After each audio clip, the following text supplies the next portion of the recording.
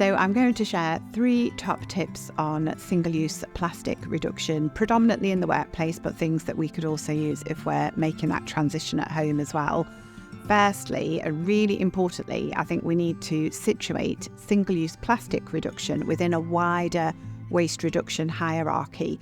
And I say that because a lot of businesses that we speak to, their approach is to replace single-use plastic with something else that's also made from single-use, so single-use paper, single-use glass, single-use bioplastic, for example.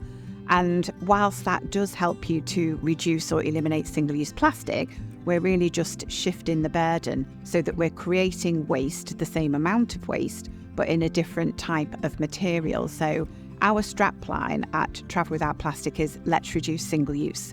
And we have that for a reason, because we really want businesses to start thinking more about reuse models and how do we reduce the amount of waste that we're creating at source, not just simply shift that burden from one material to another.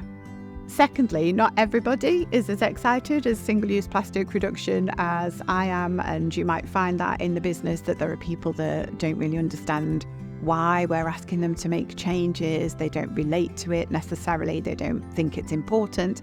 And so a really good way to get over that is to create that relationship, not necessarily with the plastic reduction itself, but with the outcome that's going to happen because of the actions we're asking those people to take. So that might be, in the workplace, it might be a change actually saves people time, which is really exciting to hear that. Might be that it helps people to reduce costs, which people also want to know.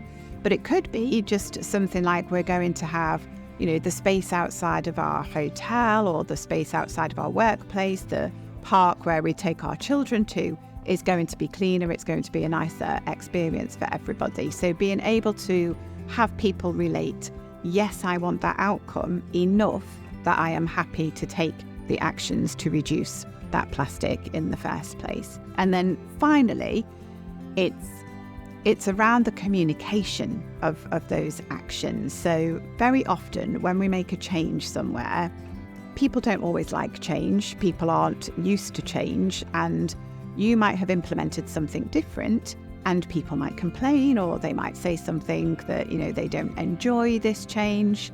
It's not necessarily the change. So don't fall at the first hurdle. Don't think we've made the wrong change or we've changed to the wrong product. Think about how you're communicating it. So if you change your communications a little bit, and very importantly, tell people why you've made that change, try to work around it through the communications, and you'll often find that the change is accepted and will work well.